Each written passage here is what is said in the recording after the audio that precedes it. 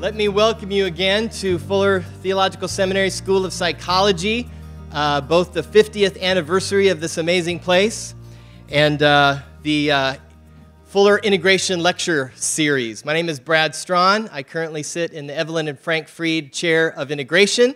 It's wonderful to have Evelyn Fried here this morning with us. Yes, thank her, if you would. And now, I think for over 3 decades, the School of Psychology has been involved in these integration lectures where we attempt to have a meaningful, exciting, and informative, maybe sometimes provocative conversation between psychology and theology. And it's a wonderful place to do it, unlike any other place where a School of Psychology that's APA accredited sits within a seminary setting. It's the reason I came back as I'm an alum, and to come back here, one of the most exciting things for me was to be able to have colleagues in theology and intercultural studies as well as my colleagues in psychology, and the conversations are very, very exciting. So I'd love to welcome you to that. Before we go any further, though, I'd like to introduce our president, Dr. Mark Lebreton, who will welcome us this morning.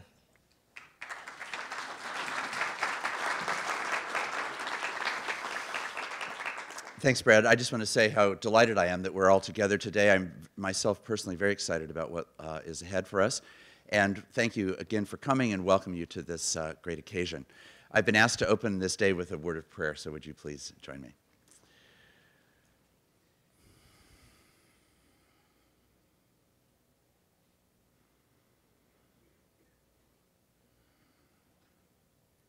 Oh God, how grateful we are that you who know us by name and love us and love our world care about the work that we're here to do today. That what it reflects is the offering of our heart, mind, soul, and strength in response to your love for the sake of a world that is desperately hungry for evidence that you are a God who cares and sees and knows and loves. May the work that we do today be work that is thoughtful and critical and constructive. May it be insightful and fruitful. And we give you thanks for the privilege and gift that it is to have a time and a place and a circumstance like this to do this. We thank you for the School of Psychology, and we pray with deep thanks for its many years, 50, and for the celebrations this weekend. And now commit to you these integration lectures and discussions and the opportunity that we have to grow as we think about these very important issues. In the name of Jesus Christ, who is the Good Shepherd. Amen. Thank you so much. I have many things to try to remember to tell you as we go along. So part of my job today is sort of ringleader, managing the circus. But I did want to bring to your attention, we have a booklet, an evaluation booklet that you should have received when you checked in and registered this morning or even last night.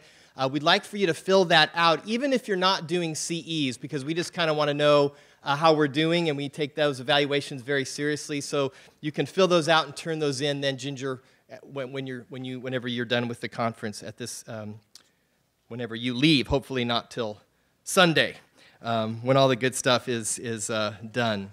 I want to also let you know the way that this morning will go is I'm going to introduce our speaker. He's going to speak. He's going to give his first lecture. Then we're going to take a short pause, and we give an award to a student or students who have done wonderful work in integration.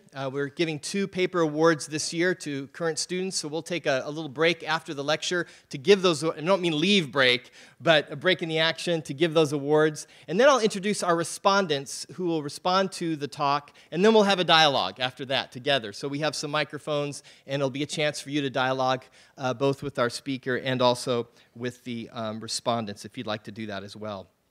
It's my privilege to introduce our integration lecture presenter today.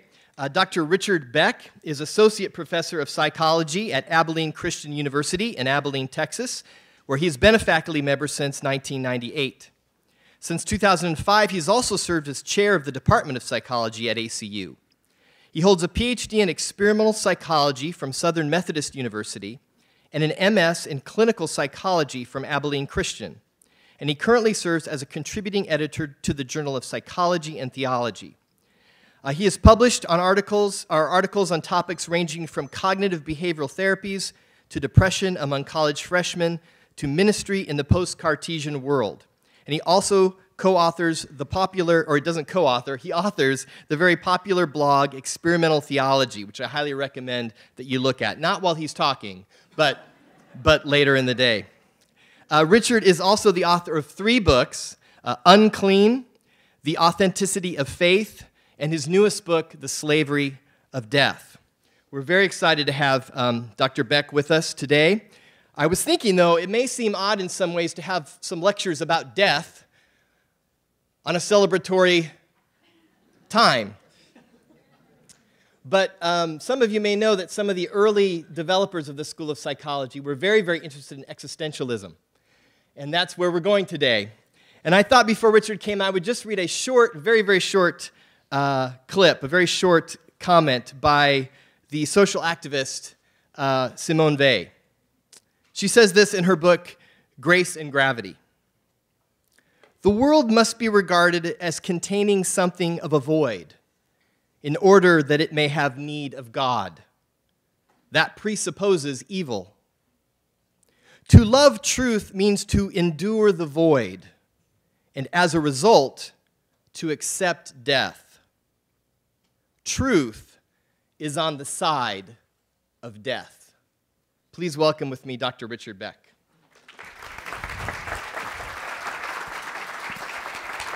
Thank you. Good morning. How are you all this morning? It's a pleasure to be here. I got invited to do this, and then I found out it was y'all's 50th. I'm from Texas, so I just said y'all. I might even say all y'all at some point. I found out it was your 50th anniversary, and then I decided I didn't want to do this anymore. So happy convergence, hopefully. Anyway, some of you I know well, and many of you I know your work. We've never met, but I know I've read your articles and your books, and Fuller has been such a center of integration so that anybody who tries to do any work in this area is going to have to reckon with the scholars that are currently here or have been here. And so it is a deep honor that you would come and listen to me here. I have to give a shout out to my fellow Abilenian. Steve Allison is here, and so I have a friend keeping an eye on me. He's going to put me back together after the respondents are done. I think Steve has told you, some of you, that he was one of my first professors. He's told he was my first practicum supervisor. And I remember my very first sessions when he was going over my videotapes, and his main piece of feedback was I talk too much. And I said, I'm trying to help. Like that's what you're supposed to do. And he said, you should probably listen first. And so I got out of therapy and went into experimental psychology. And so now you're here listening to me talk, and I've found my vocation. So anyway, hey, listen, I was touched last night being here and just kind of going back through y'all's history and with the Travis Institute and everybody here, and so I was, and just the community that you guys have formed, and so I was really touched. And so this morning, as I was doing my morning prayers, I wrote a prayer for you all, and I know we've already prayed, but I'd like to pray a prayer blessing over this place before we start. So pray with me. Dear Father in heaven, I pray for this institution, for Fuller, and for the School of Psychology. And I pray that in a broken and in a wounded world, that this place continue to train and send out compassionate and competent healers. Healers who will carry the tears of this world forever in their hearts. And may you bless the scientists and the researchers here as their work supports and informs and equips your agents of grace in the world. And may their correlation matrices and their structural equation models become a liturgy of praise to you, the Creator God. And Father, may this anniversary, this conference, be a time of refreshment for all who work here and attend, energizing them for another 50 years of service. And Father, I pray that you be with the Fuller community as a family working together. May they come to love each other more and more deeply. Help them to forgive each other over and over 70 times 7. And give them the strength to carry the sacrifices that they make every day for their students. Father, continue to bless this place, that in the rivalrous meritocracy of academia, may this place be known for excellence and achievement, but also for grace and kindness and humanity. Bless your people here, dear Lord. Bless your people here, and amen. Amen. Thank you for letting me do that. Well, let's get into it. I don't usually prepare lectures that are read, so this is new for me, but the respondents have read these lectures. They might be quoting me, so I'm going to stick close to this manuscript, so apologies for that, but I'll try to read with enthusiasm. My wife is a drama teacher, and so I've tried to work on a Cockney accent for this whole lecture series just to give it some flavor. She told me not to do that, so here we go. A time to live and a time to die, this slavery of death. By the way, we were looking for some connections with Dr. Shore's work on love, and in many ways, the 3 books that I have written are all really books about love. But in many ways, they're books about the obstacles to love. Unclean is about how purity psychology becomes an obstacle to love and hospitality.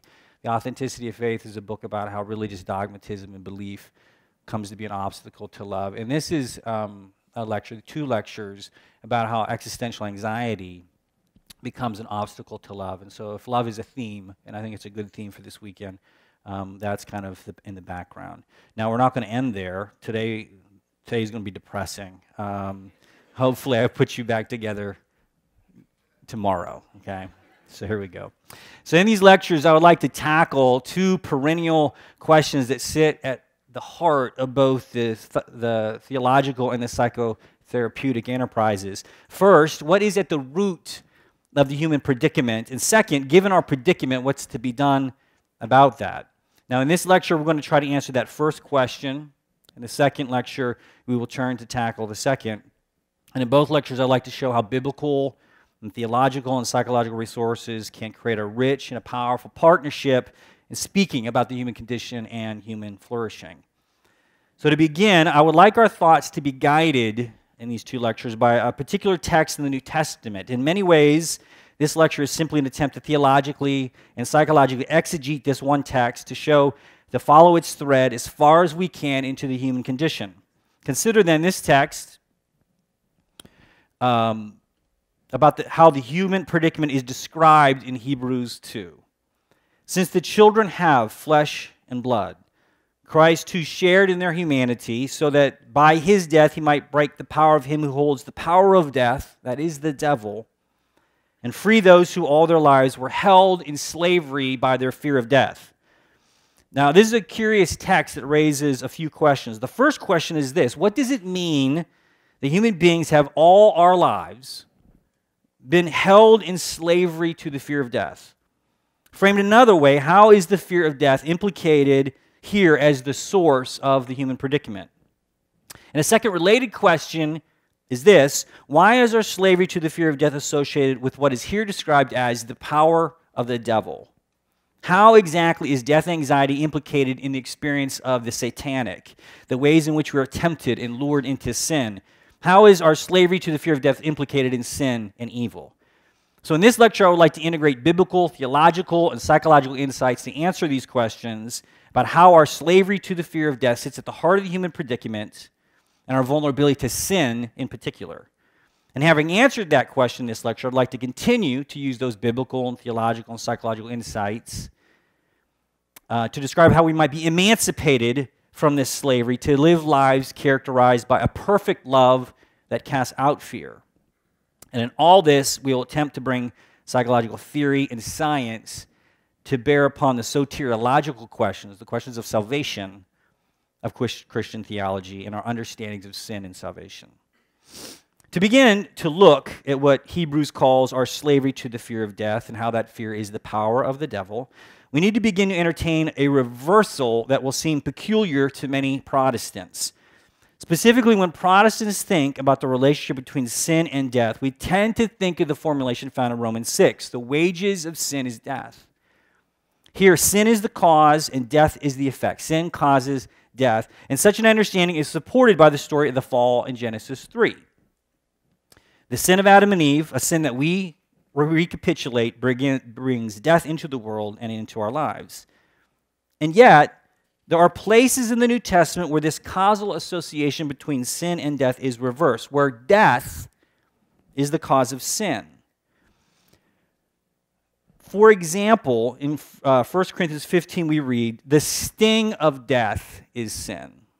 Death, rather than sin, is also considered to be the last enemy of Christ and humanity. And at the end of Romans 7, Paul's famous description of his experience wrestling with sin, he ends with kind of a strange cry. He says, "What a wretched man that I am, who will rescue me from this body that is subject to death?" Paul's request is not to be liberated from sin, what seems to be his presenting problem, but from death. The root of Paul's sin problem seems to be that he has, just like you and me, a body that is subject to death. Paul's mortality seems to be the cause of his moral weakness and vulnerability. It's this reversal, sin causing death causing sin, that we'll be entertaining in these lectures. And this is not meant to replace the traditional Protestant ordering, but rather to be a recovery of biblical material and theological resources that have been largely lost to Protestants. Specifically, in the Eastern Orthodox tradition, in contrast to the Western traditions, both Catholic and Protestant, the Eastern Orthodox tradition has long placed the emphasis on death as describing the human predicament. And this is most clearly seen in the contrast between what the Orthodox call ancestral sin, as opposed to what the Western tradition has tended to call original sin. According to the Orthodox, what we have inherited from Adam and Eve is less a moral stain, a congenitally depraved sin nature, than the mortal condition, a world and a body infected with death. Rather than original sin, a moral depravity and an incapacity passed on from generation to generation, what we inherit from Adam and Eve is a death-infected world that is brought about by their primal act of disobedience. Thus, the Orthodox don't speak of original sin, but an ancestral sin, a primal event where death was introduced into the world. The condition that we then inherit from Adam and Eve is less moral than mortal. So how then is sin produced by mortality? How is death the cause of sin? According to the Orthodox, as mortal creatures separated from God's vivifying spirit, humans are fearful and survival-driven animals, easily drawn into sinful and selfish practices. Because we are mortal creatures interested in self-preservation, our survival instincts make us tragically vulnerable to death anxiety, the desire to preserve our existence over against all else and at all costs. And so this explains one facet of our slavery to the fear of death as described in Hebrews, and why this fear functions as the power of the devil in our lives. According to the Orthodox, Satan uses our interest in self-preservation and our anxiety about survival to keep us bound to moral disobedience and thus continually separated from God. And this becomes, therefore, the tragic feedback loop of the human condition set in motion by Adam and Eve. A primal sin brings death into the world, and death now creates more sin, keeping us separated from God, and thus introducing more death into the world, and around it goes. Sin, death, sin, death, sin, death.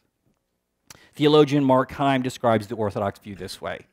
Removed from Eden, we are unnourished by the divine energy, and our existence fades into subjection to corruption and death.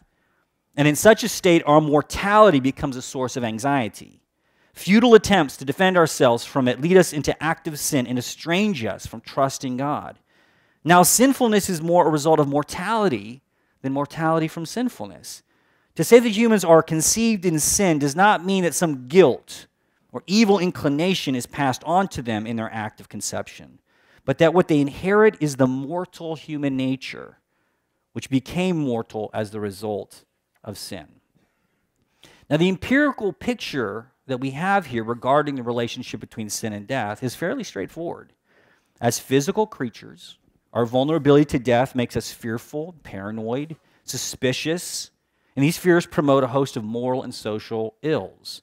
As fragile and vulnerable animals in a world of real or potential scarcity, we're prone to act defensively and aggressively towards others who might place our survival at risk.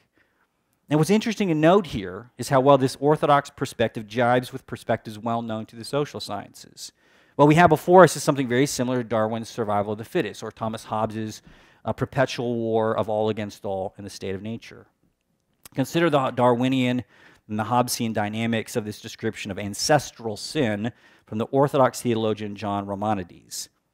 This is Maimonides. Through the power of death and the devil, the sin that reigns in human beings gives rise to fear and anxiety and to the general instinct of self-preservation or survival. And thus Satan manipulates our fear and our desire for self-preservation, rising up sin in us. Because of death, we must first attend to the necessities of life in order to stay alive. And in this struggle, our self-interests are unavoidable. Thus, we are unable to live in accordance with our original destiny of unselfish love. The state of subjection under the reign of death is the root of our moral weakness, by which we become entangled into sin. As mortal creatures, the Darwinian pursuit of survival and self-preservation becomes our highest good, and these survival fears lead us in all sorts of sinful practices. Almost every unwholesome pursuit of humanity, from hedonism to self-aggrandizement, to acquisitiveness, to rivalry, to violence, can be traced back to these basic survival fears. And thus the dynamics of Hebrews 2 come very clearly into view. Our fear of death creates the experience of the satanic in our lives. Existential anxiety sits at the root of our moral failure. And what is interesting in all of this is how the psychology at work in all of this is very clear, it's simple, and well attested to. And in my opinion, this is a remarkable convergence between theology, Orthodox theology in particular, and the social sciences. So now overall then, we can see the way in which basic survival fears heighten our self-interest, particularly during times of scarcity, leading us to become selfish, rivalrous, and violent. A fear of death becomes the motive force behind human sinfulness, and such is the nature of our slavery to the fear of death. And yet, we are left to ask how these dynamics play out in more affluent parts of the world. Surrounded and insulated by material abundance, worries over self-preservation and survival greatly attenuate. How, if at all, does our slavery to the fear of death manifest in the midst of wealth and abundance? So the argument I would like to make here, leaning upon the literature of existential psychology, is that in the affluent parts of the world, our slavery to the fear of death has taken on a more neurotic character. And I'm working with here the distinction made in the psychodynamic literature between basic and neurotic anxiety. To this point in our discussion regarding our fear of death, what we've been focusing on is basic anxiety, the anxiety of biological survival, the anxiety of our fight or flight response, the anxiety associated with vigilantly monitoring the threats in our physical environments. By contrast, neurotic anxiety is not motivated or involved in monitoring environmental threats and resources. Neurotic anxiety is characterized by worries and fears and apprehensions associated with our self-concept, especially how we compare ourselves to the norms in our social world. So our feelings of insecurity and low self-esteem, our obsessions, our perfectionisms, our ambitiousness, our envy, our narcissism, our jealousy, our rivalry, our competitiveness, our self-consciousness, guilt, shame, all of these are examples of neurotic anxiety. And they all relate to how we evaluate ourselves in our own eyes and the eyes of other people. Now, I want to suggest that our slavery to the fear of death involves both neurotic anxiety and basic anxiety. And that in locations of material wealth and abundance, neurotic anxiety is the one that will predominate. In these locations, our slavery to the fear of death is less about survival and more about self-esteem. For example, consider the recent argument made by Brene Brown in her work Daring Greatly. Does anybody know Brene Brown? So it's excellent work. So we're all fans here. Brown argues that America is characterized by a culture of scarcity. You hear the Darwinian hint in there? The dominant motif of which is never enough. Brown is here describing this experience. She says, we get scarcity because we live it. Scarcity is the never enough problem. Scarcity thrives in a culture where everybody is hyper aware of lack. Everything from safety and love to money and resources feels restricted or lacking. And we spend inordinate amounts of time calculating how much we have, want, don't have, and how much everyone else has and needs and wants. So some of the worries described by Brown here are about basic anxiety, worries about survival and safety and meeting basic material needs. But much of the experience she describes is more neurotic in nature. There's little about physical survival and keeping up with the Joneses. Our worries and acts of social comparison are not worries about basic survival. The feeling of scarcity and comparing ourselves to others is neurotic in nature and has little to do with biological self-preservation. Our worries about never enough are about self-esteem rather than survival. As Brown writes, our struggle in a culture of scarcity isn't material want, but, her quote, the shame-based fear of being ordinary. The shame-based fear of being ordinary. This feeling of never enough, or being enough, as I have it up here, this experience of scarcity is about the neurotic anxiety of not feeling good enough, not perfect enough, not thin enough, not powerful enough, not successful enough, not smart enough, not certain enough, not extraordinary enough. And yet, as we noted with basic anxiety, our neurotic slavery to the fear of death is also implicated in sinful practices. Neurotic anxiety also becomes the power of the devil in our lives. For example, Brown quotes this assessment from Lynn Twist, where Twist links scarcity to neurosis to moral struggle. Twist. For me, and for many of us, our first waking thought of the day is, I didn't get enough sleep. Amen. The next one is, I don't have enough time. Whether true or not, the thought of not enough occurs to us automatically before we even think to question or examine it. We spend most of the hours and of our days, our lives, hearing, explaining, complaining, or worrying about what we don't have enough of. Before we even sit up in bed, before our feet touch the floor, we're already inadequate, already behind, already losing, except for Charlie Sheen. Already lacking something. And by the time we go to bed at night, our minds are racing with a litany of what we didn't get or didn't get done that day. We go to sleep burdened by those thoughts and wake up to that reverie of lack. It's a great phrase, a reverie of lack. So this internal condition of scarcity, this mindset of scarcity lives at the very heart, and here it is, the connection to sin, lives at the very heart of our jealousies, in our greed, in our prejudice, in our arguments against life. In sum, our moral slavery to the fear of death involves both basic and neurotic anxiety. And what I'm suggesting here is that our experience of self-esteem is being driven by death anxiety, a neurotic experience of scarcity. And that this anxiety makes us vulnerable to sin. Due to neurotic anxiety, our self-esteem becomes a form of moral bondage, making it the power of the devil. And there is an association here between self-esteem and sin, and our slavery to the fear of death makes the connection. Now, admittedly, this is a bold claim, that self-esteem is the cause of sin. But it is one that is familiar to existential psychologists. So I'd like to unpack this connection, and here I'm going to be leaning heavily upon the work of Ernest Becker, his books, The Denial of Death and Escape from Evil. By the way, if anything happened to me in graduate school is I read those two books and I haven't been right since. And so many of these things I'm talking about are me trying to piece together the impact of those books upon my theology. Perhaps no psychological work has so thoroughly analyzed how our neurotic fears of death shape our individual identities and the culture at large, and how those same anxieties about death produce much of the intolerance and the violence of our world. In addition, thanks to empirically minded psychologists working in what is known as terror management theory, over the past 2 decades, Becker's insights have received significant empirical confirmation in the laboratory. So along with Becker, I'll also be mentioning this empirical work from terror management theory. Now, Becker's analysis in The Denial of Death begins by focusing on our need for self-esteem, our craving for life to be significant and meaningful, both to ourselves and other people. Becker describes this as a striving for heroism, suggesting that our central calling, our main task on this planet, is the heroic.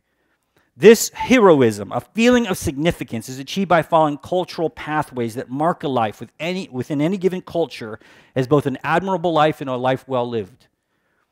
We all strive to be heroic, to achieve a sense of self-esteem, to secure a feeling of significance in lesser or greater ways by comparing ourselves to some value system that is rooted in our culture. More, this heroism is found in a life that makes a difference by creating or being a part of something that lasts, But the question is, what is motivating this need for heroism? Becker argues that the quest for self-esteem is fundamentally an attempt to cope with the terror of death. He says heroism is first and foremost a reflex of the terror of death. Becker argues that culture itself, which determines the route towards heroism, is massively engaged in the repression of death awareness. As Becker notes, cultures are fundamentally and basically styles of heroic death denial. Becker describing this dynamic. This is Becker. This is what society is and has always been, a symbolic action system, a structure of statuses and roles and custom and rules for behavior designed to serve as a vehicle for earthly heroism. Each script is somewhat unique. Each culture has a different hero system, but each cultural system is a dramatization of earthly heroics. And each system cuts out roles for performances, for different degrees of heroism. Now, it doesn't matter whether the cultural hero system is frankly magical, religious, and primitive, or secular, or scientific, or civilized. It's still a mythical hero system in which people serve in order to earn a feeling of primary value, a sense of cosmic specialness, of ultimate usefulness to creation, of unshakable meaning. And they earn this feeling by carving out a place in nature, by building an edifice that reflects a human value, a temple, a cathedral, a totem pole, a skyscraper, a family that spans 3 generations. And the hope and the belief is that the things that you and I create in society are of lasting worth and meaning, and that they outlive and they outshine death and decay, that humans and human products count. According to Becker, the prospect of death threatens madness or despair. And we hear in this the echoes of Ecclesiastes, how in the face of death, everything is imbued with vanity or meaninglessness. How do we make life count in the face of death? And so here is where the cultural hero system steps in to provide us with paths toward death transcendence, a means towards a symbolic immortality. Life achieves significance and meaning when we participate in these greater goods that will transcend our finite existence. So the upshot of this analysis, that we strive for heroic existence and our cultural hero system steps in to help us cope with the terror of death, is that our identities are being driven deep down by death anxiety. And here we come face to face with just how pervasive and deep is our enslavement to the fear of death. Ponder again the verdict of Hebrews 2. What does it mean to say that we are enslaved all our lives to the fear of death? Becker helps us see that our slavery to death sits at the very bedrock of our identities. Our self-esteem and the ways we seek meaning and significance in life are revealed to be forms of death denial, an existential defense mechanism, an illusion to help us avoid the full force of our existential predicament. Now still, is there anything really to worry about here, morally speaking, in using self-esteem as a buffer against the prospect of death? Our interests in this lecture are less about how existential repression is implicated in culture creation via sublimation than how death anxiety is linked to moral failure, how our slavery to the fear of death becomes the power of the devil in our lives. By the way, let me make a quick point here for the psychoanalytics people. The idea here for Becker is just like the neurotic anxiety in Freudian psychology that is used to sublimate to create culture. Becker takes the same idea but uses existential anxiety as the engine for culture creation. So in that sense, it's good, right? To build things, to create things. I mean, that's all good things. So the question here, though, is beyond culture creation, music and art and significance, significant achievements, how does this become linked to moral failure? The power of the devil in our lives? Is there a connection between the denial of death via self-esteem and sin? In his book, Escape from Evil, Becker argues that our experience of self-esteem is often the wellspring of intolerance, hate, and violence. According to Becker, the great tragedy of human existence is this: evil is produced in the world by the very things that makes life meaningful and significant. That's the scariest conclusion that he makes. That everything that makes your life special and valuable and meaningful is the very source of evil in the world. recall, our lives or experience is significant because we create a hero system. And yet every culture has its own values and goods, its own hero system about what a meaningful life looks like. And this poses a problem. A hero system only works if we experience it as immune to death, as something eternal and timeless. For the hero system to work, for it to give us a sense of security and permanence in the face of death, we need to experience it as absolute, as unassailable, as true, as eternal, transcendent, and ultimate. But this belief is threatened when we come into contact with cultural outsiders who espouse different values. The existence of other ways of life, other values, and other paths of significance threaten to relativize my culture's unique values. We find in our encounter with cultural outsiders that our way of life is just one among many options in the marketplace of worldviews. And this discovery shakes our confidence that our particular worldview is both true and eternal. If there are many hero systems to choose from, how can we be sure that our culture's specific system is durable and eternal in the face of death? If our cultural lifeways are revealed to be arbitrary and relative, mere human creations, then their function as existential lifeboats, as cultural containers of immortality that we can pour ourselves into, that becomes radically compromised. In short, alternative hero systems, other values, worldviews, and ways of life, threaten to undo everything that made our lives feel significant, meaningful, and secure in the face of death. The ideological other, the outgroup member who has different values and beliefs from my own, presents us with an implicit critique of our personal hero system. This threatens us to the core and attacks the very source of our self-esteem. And this means, and here's the tragedy, this means that the ideological other, the outgroup member who's simply different from us, really doesn't have to do anything particularly threatening. Their mere existence is enough to menace us.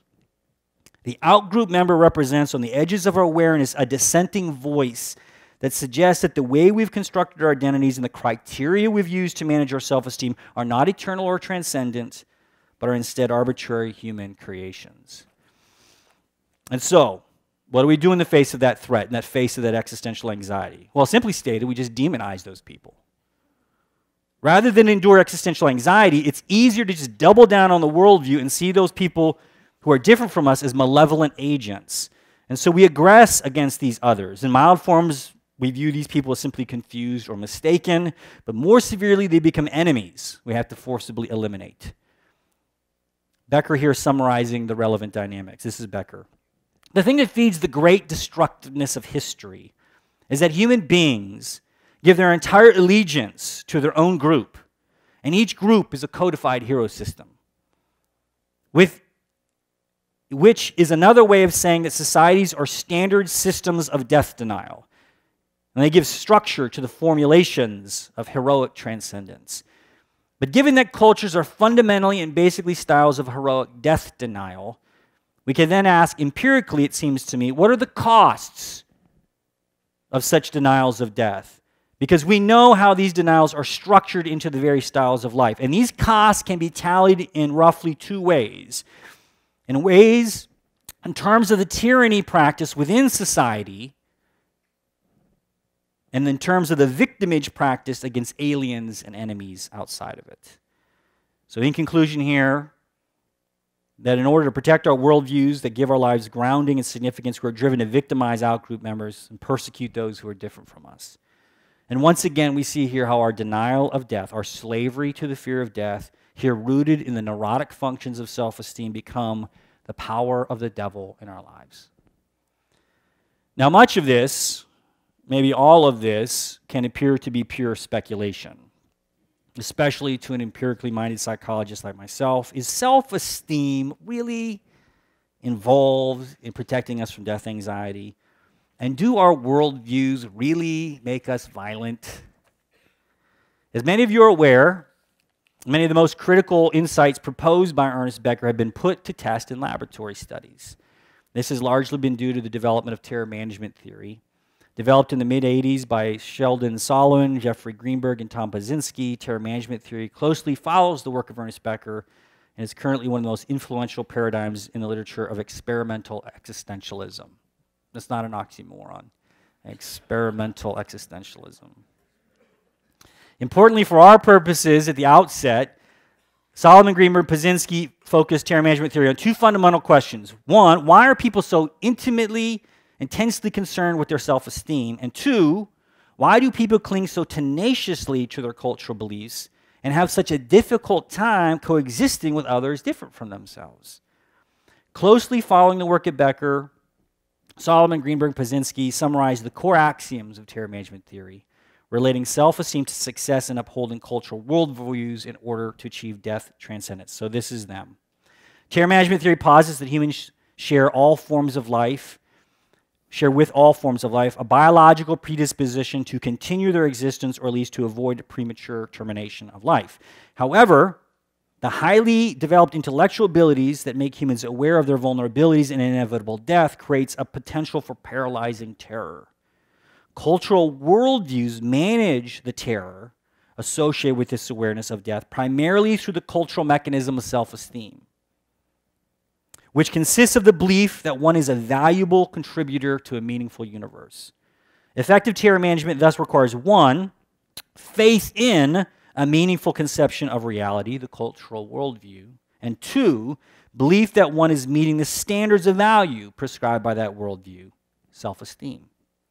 Because of the protection from the potential for terror that the psychological structures provide, people are motivated to maintain faith in their cultural worldviews and then to satisfy the standards of value associated with those worldviews. Now, given our review of Becker's work, these ideas here should be familiar. What is of interest here is how Solomon, Greenberg, and Pazinski were able to use Becker's theoretical work and to create testable hypotheses in the psychological laboratory. And two of their most influential hypotheses are of interest to us. Number one, the self-esteem as an anxiety buffer hypothesis. Self-esteem buffers against death anxiety. And two, mortality salience and the worldview defense hypothesis. Consider evidence for the first hypothesis that self-esteem is a buffer against existential terror. For example, Greenberg et al. Manipulated in 1992 manipulated the self-esteem of participants and then exposed them to an existentially disturbing stimulus. In this case, it was autopsy footage. According to terror management theory, if self-esteem functions as an anxiety buffer, then increasing self-esteem prior to watching the autopsy footage should attenuate the anxiety during the exposure to this existentially troubling stimulus. And this is, in fact, what they found.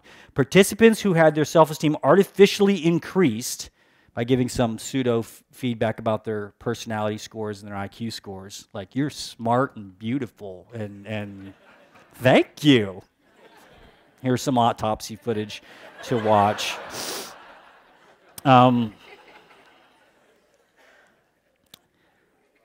Those who had their self-esteem artificially increased prior to watching the autopsy footage reported less anxiety in viewing the footage than those who are in the control condition.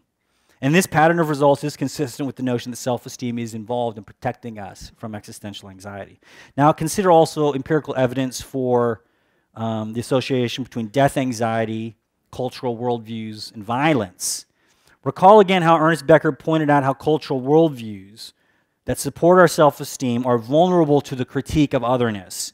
The mere existence of alternative cultures, worldviews, religions, and value systems threaten the assumption that your own values, culture, and beliefs are timeless and eternal sources of meaning. Otherness threatens our self-esteem at the deepest level. So in the face of this threat, we demean, denigrate, and destroy ideological others. We protect our existential equanimity by lashing out at difference. In the language of terror management theory, we engage in what is called worldview defense. Worldview defense occurs when we display vigorous agreement with and affection for those who uphold or share our beliefs, those people who are similar to us, and we are display equally vigorous hostility and disdain for those who challenge or do not share our beliefs, the people who are different from us. Terror management theory suggests that worldview defense is most likely to occur in the face of an existential threat. According to terror management theory, one situation when this occurs is when our mortality is made salient, when we are forced to ponder our eventual death. They also go on and say that when nations are threatened, patriotism goes up because of the existential defense mechanism. You got to double down on your worldview because it's a scary time. In early tests of the worldview defense hypothesis, 2 different studies had American college participants rate 2 different student essayists about their impressions regarding America. One essay expressed clear pro-American sentiment, praising the United States for its political system, its freedoms, its safety, its opportunities. But the second essay expressed the view of a foreign exchange student, a student who was critical of America for its economic inequalities, its materialism, and its lack of empathy for those outside its borders. In short, one essay was supportive of the American hero system, and the other was written by an outsider who is skeptical of the American hero system. And after reading these essays, the participants were asked to rate the quality of each essay as well as the personality and the intelligence of the essayists. And in both studies, the participants in the mortality salience condition displayed worldview defense. Participants who were asked to contemplate their own death prior to reading the essays rated the pro-American essay as better written than the anti-American essay. More, these participants rated the pro-American essayist, the person, as more intelligent and possessing more positive personality traits. They were more honest, kind, patient, warm, and human. In contrast, the foreign essayist was rated as less intelligent and possessing more negative personality traits. They were more arrogant, insensitive, obnoxious, self-centered, and hypocritical. They were being dehumanized. This pattern of results is consistent with the mortality salience hypothesis. When we experience existential or death anxiety, we defend our cultural worldviews, our path toward meaning and significance in the face of death by favoring in-group members and denigrating out-group members. Terror management studies like these provide empirical support for the tragic dynamic described by Ernest Becker in Escape from Evil. Our neurotic pursuit of self-esteem, secured by clinging to cultural notions of meaning and significance, makes us prone to intolerance, hate, and violence. So what all of this means, and this is the point I've been driving towards, is that neurotic anxiety produces as much sin as basic anxiety.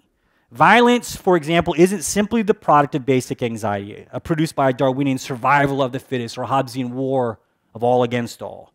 Violence is also produced by our neurotic pursuit of self-esteem, meaning and significance, and securing our culture, our way of life, and our worldview against others. And in fact, neurotic anxiety might be much worse than basic anxiety. In his study of the origins of the psychological roots of human evil, the psychologist Roy Baumeister has observed that most of the violence in the modern era can be attributed to the idealism found in national mythologies and ideological movements. Worldviews, because of the ways in which they ground our sense of self-worth in the face of death, cause us to kill. And at the very least, worldviews cause us to marginalize and exclude out-group members, the beginnings of the slow process of dehumanization and demonization. And in all of this, we see how our slavery to the fear of death, in both its basic and neurotic manifestations, becomes the power of the devil in our lives. And what I find remarkable about all this is the degree to which our psychological analysis supports and richly informs the theological vision of the Eastern Orthodox in seeing death as the cause of sin. And this convergence between psychology and theology is a happy outcome for those interested in integrating psychological science and Christian theology. Now, in all this, I'm coming to the end here, I believe a strong case can be made regarding how our slavery to the fear of death is the power of the devil in our lives and how death sits at the root of our moral failures. But before concluding this lecture, I'd like to add one more layer of theological and psychological reflection to deepen and enrich these analyses. Specifically, when we think about how we spiritually struggle against the power of the devil in our lives, our minds are often drawn to the words of St. Paul in the book of Ephesians, from the King James Version, right? Our struggle is not against flesh and blood, but against the rulers, against the authorities, against the powers of this dark world, and against the spiritual forces of evil in the heavenly realms. So our spiritual and moral battle is described here as being against the principalities and the powers. But what are these principalities and powers? And how is our struggle against them implicated, as I will argue here, in our slavery to the fear of death? Though space and time do not permit for an exhaustive analysis, some brief comments are in order regarding the biblical use of the phrase principalities and powers. This phrase occurs 10 times in the New Testament. In the Gospel of Luke, the only occurrence of the phrase in the Gospels, the pairing principalities and powers, is used twice. And in both instances, they refer to human political institutions. Luke 12, Jesus is speaking to his disciples. When you are brought before synagogues, rulers and authorities, there it is, principalities and powers, do not worry about how you will defend yourself and what you will say. Luke 20, keeping a close watch on Jesus, they sent spies who pretended to be honest. They hoped to catch Jesus in something he said so they might hand him over to the principalities and powers of the governor. The 8 other occurrences of this phrase occur in the epistles, and in some locations, like Ephesians 6, our battles not against flesh and blood, the phrase appears to pick out, in contrast to this use in Luke, a uniquely spiritual power. But in many cases, both institutional and spiritual powers are listed together. For example, in Colossians 1. For by him all things were created, things in heaven and on earth, visible, invisible, whether thrones or powers, rulers or authorities, all things were created for him and by him. The other thing to note here is that the language of the powers often occurs in longer lists. And these lists include things like this: chief priests, rulers, people, scribes, synagogues, kingdoms, thrones, angels, authority, glory, majesty, dominion, life, and death. Such lists continue to highlight the conflation between the institutional and the spiritual powers in the New Testament imagination.